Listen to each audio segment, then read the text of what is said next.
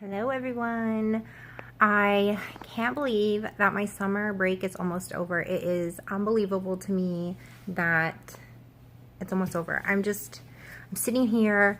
I've been trying to kind of collect my thoughts and trying to decide on what I wanted to talk about. And then my computer is dead today, of course. So I had tons of time yesterday to try and make a video, and the computer was fine. And today my computer is dead, and I figure, hey, let's just hop on my phone.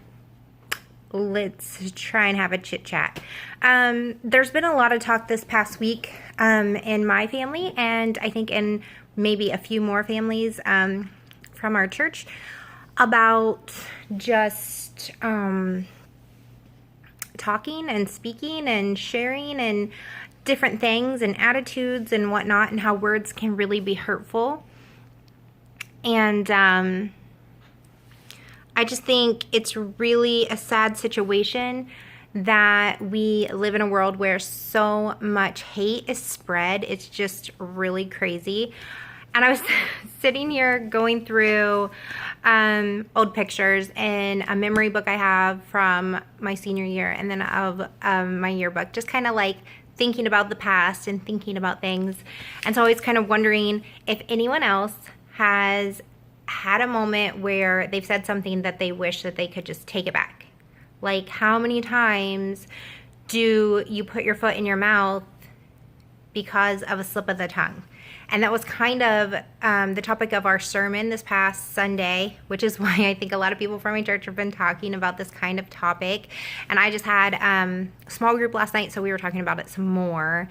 But I really think, even if you're not a believer, I think everyone can agree that words hurt, and they hurt us more than we like to admit. And they're the things that people say, like, leave a mark on us. And some of those marks can be like forever, just like never ending things that affect who we are, you know? And I'm not always just talking about like mean and hurtful things, because of course we're going to remember like horrible things that are said to us, but sometimes someone can say something in passing, and it can be such a tiny little statement, and it's going to affect you in some way. And I was trying to think of an example, and the silliest example I have is a friend of mine, a guy in grade school who I'm still friends with to this day. Love his family. He made a comment to me one time about my arm hair. It was just an observation. He was not trying to be mean. And I know he probably doesn't even have memory of this at all, but I remember him pointing it out to me. My arm hair and my eyebrows, actually, because I have Native American blood in me, but my mom's a redhead, so I have very, very pale skin and then really, really dark, coarse hair. So of course, my arm hair was like extra dark looking, and you know, I had bigger eyebrows back then, which I'm kind of sad that I don't still have those eyebrows, to be honest. But it was a different time, you know. And but yeah, he made some comment. It was, like I said, just an observation. I don't think he had malice when he said it, but it stuck with me. And I think within that year, I started shaving my arms. So like, everyone else was learning to shave their legs, and I was like shaving my legs, shaving my arms. I didn't want any body hair. And I was so grateful when I could tweeze my eyebrows and get those to be a little tamed, and a little maybe too tamed, because it was like the 90s. The 90s were bad for eyebrows. Let's admit it. Come on. We all regret our choices of eyebrows in the 90s.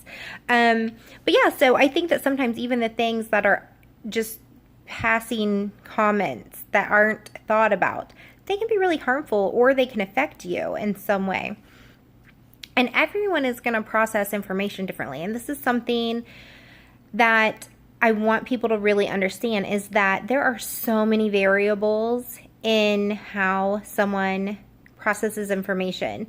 And depending on their upbringing, depending on their family, like the style of family they had, depending on if they were an only child or if they had many siblings, depending on if their parents talked mean to them or, you know, were always kind to them,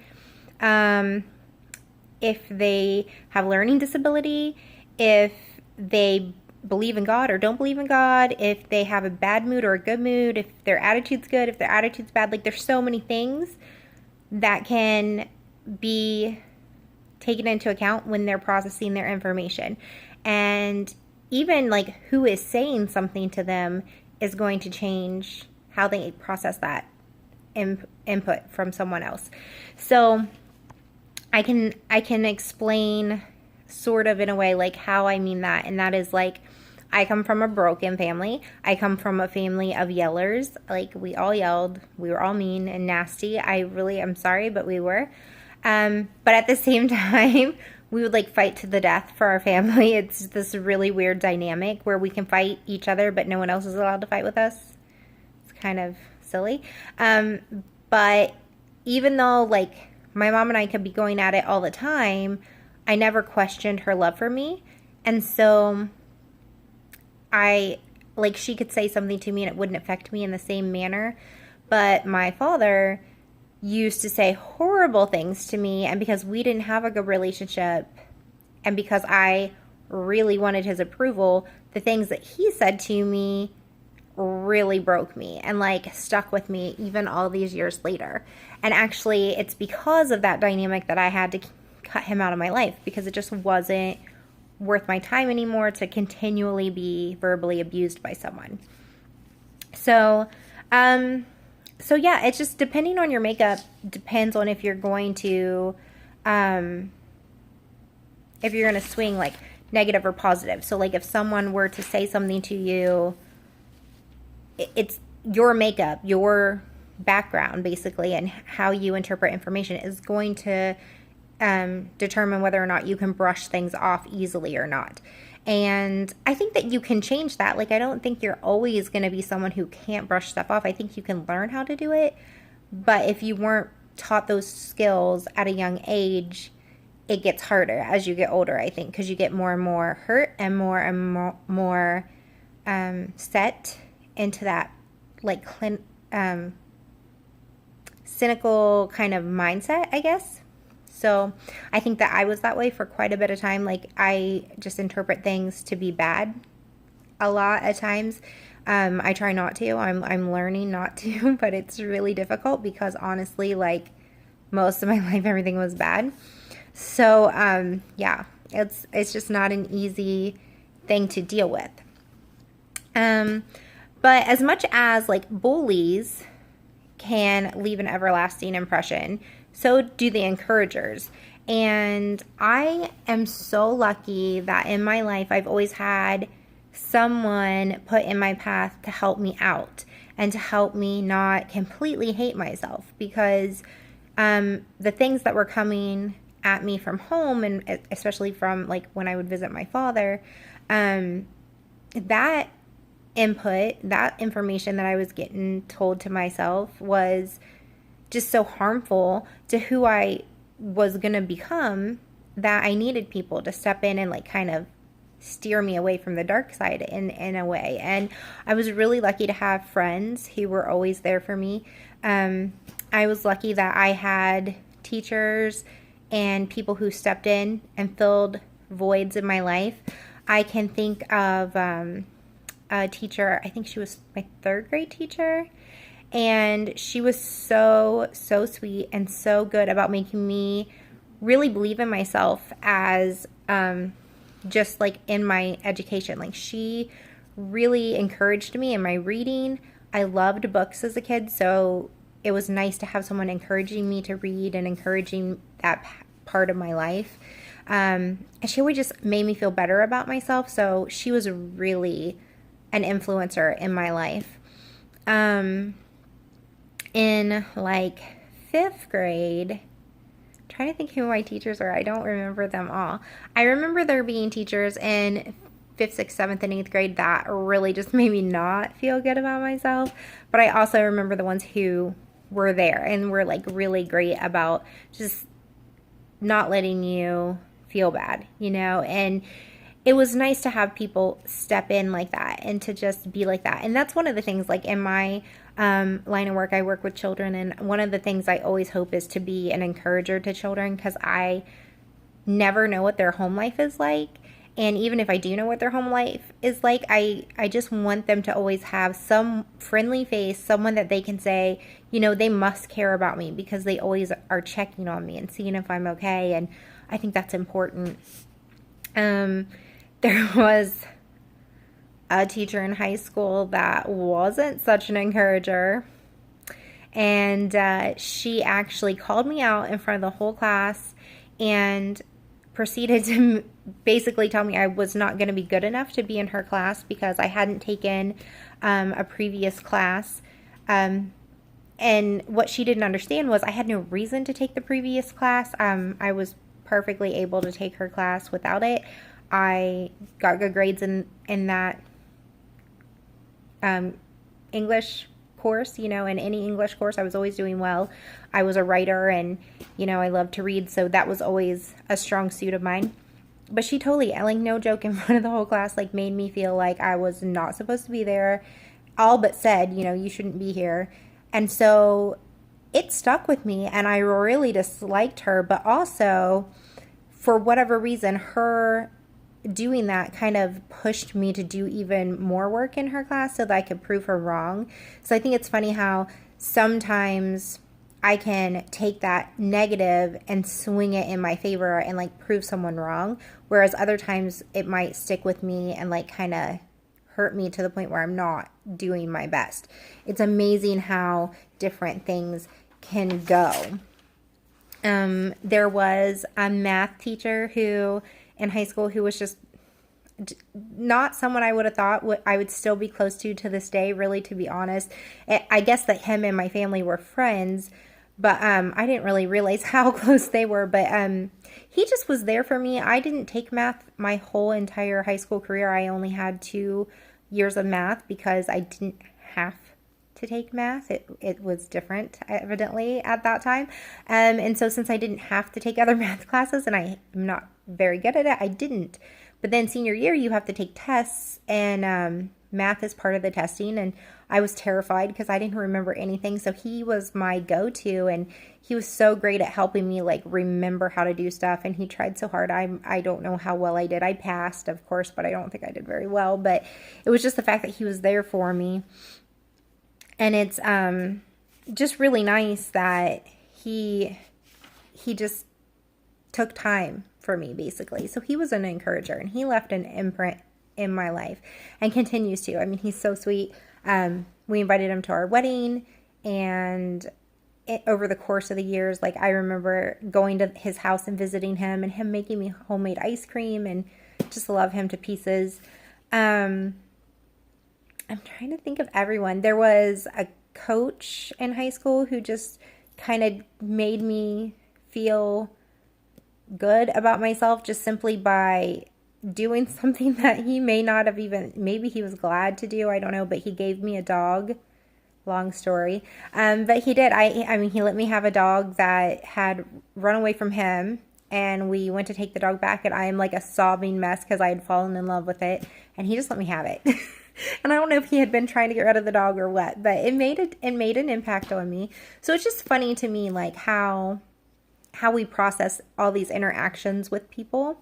And, everyone today wants to talk about, like, equality and being kind and loving everyone and accepting everyone for who they are. Like, everyone's out there saying, like, you be you, da da da. But nobody's taking the time to be nice. Like, can we just be nice? One of the things that I think everyone has probably heard growing up is, if you don't have anything nice to say, don't say it. And if we would all apply that to our lives, imagine the change in this world that we would see. Because honestly, like, why are we being so hateful? It's okay to not agree with everything going on. And if you want to change something, like if there's legit a need for change, I don't think you're going to get it done by just complaining about stuff on the internet. And I don't think you're going to get it by being hateful and spewing hate. I think change comes from discussions and from making a difference and doing something about it, but in a positive way. Like, don't be horrible. Like, that's not helping anybody by being horrible and filling people with hate or spreading hate even. Like, a lot of times they want to solve the problem by spreading more hate. And I'm like, you're trying to get people to love each other, but then you're hateful. Like, that's not, love isn't like that. That's not how that works. We're given 2 ears. We have 2 ears, right? And we have 1 mouth.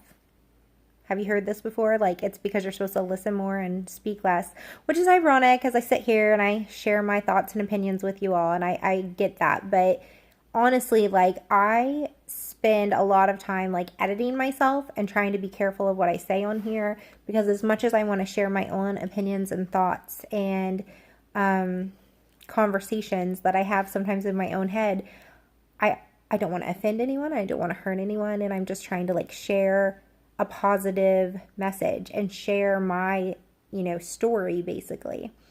I just think we don't really pay enough attention to what's coming out of our mouths. And one of the biggest things I hope that my kids can learn is to stop using words to hurt themselves and others. Because it's not just that you're hurting others. Sometimes you're hurting yourself. And I've done this a lot of my life, talk to myself about what an idiot I am, or how stupid I am, or how I'm not good enough. And that internal monologue kind of wears you down, and it creates this, like, bad self-image. And that's not healthy. That's not good. And you're not doing anyone any favors, especially if you have people telling you that you're actually a decent person. Like, listen to them. They see you. They know you. And everybody makes mistakes. So, again, tie into my last video, like, nobody's perfect. We all make mistakes. We all have our struggles, right? So I just am trying to instill in my family and in myself, honestly, in myself, to think a lot more about what I'm putting out there, and, like, think about what I'm taking in, and, realizing who is for me and who is against me, because I think that makes a huge difference. Like, there are times when someone will say something to me and I'll think they're attacking me, and I have to stop and think, like, are they on my side? Like, are they my friend? Do they care about me or not? Because if they aren't, if they don't like me, then yeah, maybe they might be trying to be harmful. But if they love me and care about me, maybe they're just trying to help me, like, to change or to grow, or, whatever the case may be. And that's not easy. Like, it's not easy to admit when you're wrong. It's not easy to admit that you need help or that you need to change. But I think it's important to learn that skill, to learn how to, like, rethink things. And so this week at church, we just talked a lot about, like, thinking before you speak and being kind and not saying stuff. And we talked about just, like, how, a lot of people just don't even listen, and then they start talking and they sound so ignorant because they didn't listen. And I'm like, so true. And it was really funny because, honestly, like, Saturday night and Sunday morning, I was really aggravated and had words with one of my kids. And so it was very ironic that we were talking about stuff like that at church. I was like, really, really not cool. But I think it's really amazing in this day and age. Everybody wants to talk about bullies and how bullying is so wrong, but not a lot of people want to take the steps to do anything about it. And I think it's a two-way thing. Like, I think you need to be nice and kind and spread love, but I also think you have to have a kind of tough skin, because I think, oh my gosh, my phone is always ringing, you guys. Like, constantly. I get at least 20 calls a day that I don't answer. It's so obnoxious. But yeah, so, like, you have to spread love. You have to, make that change in yourself and to be a good person. But you have to also be tougher. Like, stop being so sensitive. It is one of my biggest pet peeves is how sensitive the world has gotten.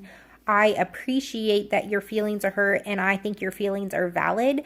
But I also think sometimes people make things so much more dramatic and ridiculous than they need to. And I don't want someone to think like that I don't think their feelings are valid. I do.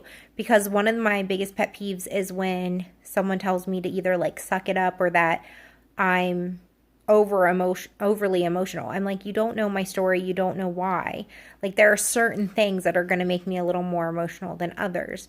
It'd be nice if you'd ask me what's going on and actually like listen to me.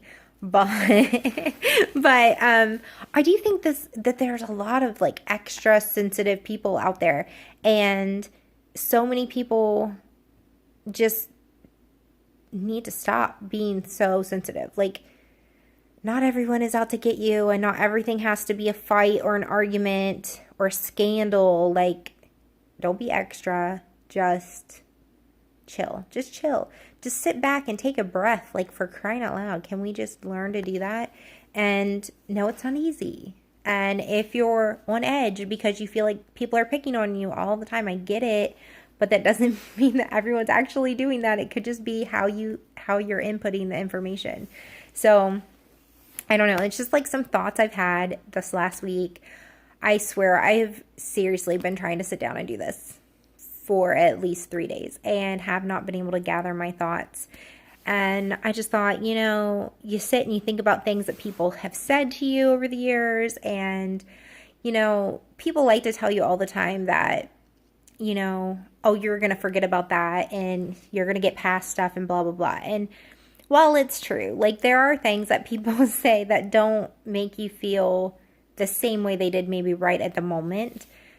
A lot of times the words that people use stick with you. And I have said many, many times, like, it hurts more when someone says something to me that's not nice, or how they say it, like, because they could be really mean when they say something to you. Whereas I've been hit before and I've been like, it's fine. Like, I get over that quicker. And it's because, like, the bruise will go away, but the words just linger in your mind forever. And, we talked last night at our group, we were talking, and I was saying, it's not just the words, it's how they're said, it's the body language, it's the mood, the tone, the attitude, it's everything that comes with it. And again, just like, if you know that they're on your team or on your side, or, in your corner, or whatever you want to say, that's going to make a big difference compared to someone that you don't know, or who doesn't like you very much for whatever reason. So there's so many variables that go into how you interpret things. But I'm just hoping that this message gets out there and that people will start thinking a little more before they speak, and really just try to use better words. It's so much better to build someone up than to tear them down. And we can do one or the other with our words, with the choice of words and the way we use them. So I hope and pray that I can be encouraging, like so many people in my life. Oh my gosh, I really wish I had made a list of like all the people. There's so many people who have just been there for me over the years, and I just can't even think of them all. And some of them have passed away, and some of them live far away, and there's just been so many people who have just meant so much to me, and it's just little things that they've done, over the years. So I hope I can return the favor, honestly, but I never know. I never know how people are going to take me. There's so many birds flying around out my window right now. I'm just so distracted today. They're like flying over here, flying over there. It's very distractible. And then Gypsy is chilling in the window.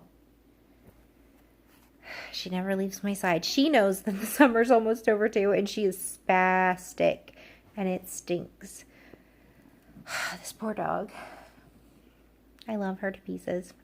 But I hope you all enjoyed this little chit chat. It's not a very long video for sure, and it's maybe not super deep, but I just wanted to share my thoughts on how to be nicer and how to make a difference, and just how to really be aware of the fact that your words can be helpful or harmful, and you get to make that choice. So everyone have a great week. I'm going to go wash up, and I think I might take my little guy to the pool for a little bit. So talk to you later.